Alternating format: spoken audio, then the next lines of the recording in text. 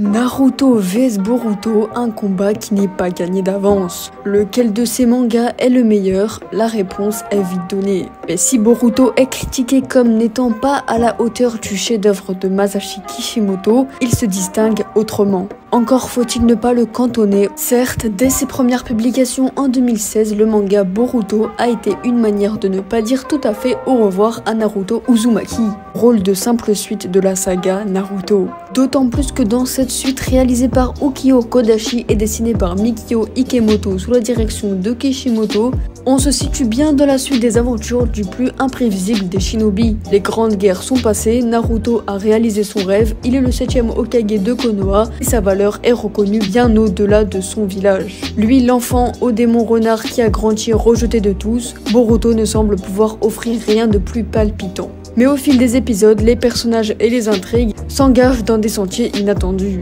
Le manga se crée son propre univers, d'autant plus qu'on sait que la mort de Naruto est imminente. Il y a justement 5 points qui vont permettre à Boruto d'assurer sa relève.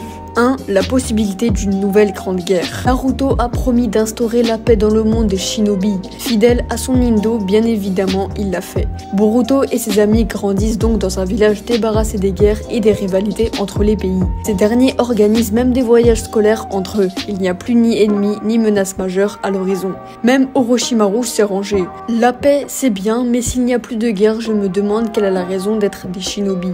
Cette question traversera l'ensemble de l'œuvre comme en écho à la frustration du spectateur. Boruto illustre d'ailleurs la position désormais superflue du ninja, à travers sa propre hésitation à embrasser cette vocation. Même s'il s'y engage finalement, c'est justement parce que le danger rôde toujours. Les héros ne sont en effet pas à l'abri d'un retour de Kaguya dont Sasuke traque les vestiges et de nouveaux ennemis ont déjà fait leur apparition. Malgré que le mystère autour d'eux demeure, ils ont apparemment des choses à voir avec le second fils de Kaguya. Une seconde grande guerre se prépare donc pour notre plus grand bonheur, mais avec d'autres enjeux et adversaires. Et je pense qu'on risque d'être surpris après le timelapse. Deuxième possibilité, une puissance nouvelle, la technologie ninja.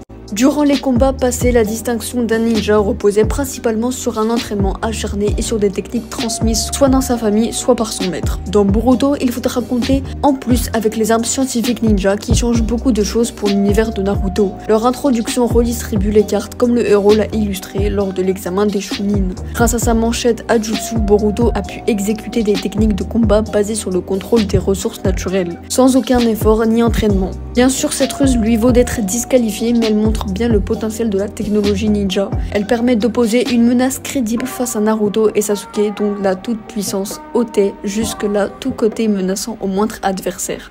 Or, il se trouve justement qu'une organisation aux allures de l'Akatsuki développe conjointement des cellules d'Hashirama et des armes ninja à des fins suspectes. En troisième, l'amitié mise à mal. En dépit des apparences, la principale puissance de Naruto se réside pas dans ses jutsu ou son démon à queue, mais dans sa capacité à se faire des amis. Ces éléments sont tellement exacerbés chez lui que certains jugent sa bonté comme invraisemblable. Quant à Boruto, si comme son père il prend toujours la main aux autres et possède cette même capacité à changer ses ennemis en amis, il s'inscrit à rebours des codes traditionnels du shonen. Loin d'être seul, Boruto est d'emblée un garçon bien entouré. Issu d'une famille illustre et qui a tout pour lui, point de manquer de piquant. Sa seule blessure est l'absence de son père, présent pour tout sauf pour lui. Or c'est justement cela qui le pousse à privilégier peu à peu la puissance à l'amitié. Boruto va donc ironiquement s'employer à briser ces liens que son père a tant lutté pour créer. Moshiki ne lui prédit-il pas à cet égard: prépare-toi, tes yeux bleus un jour te déposséderont de tout.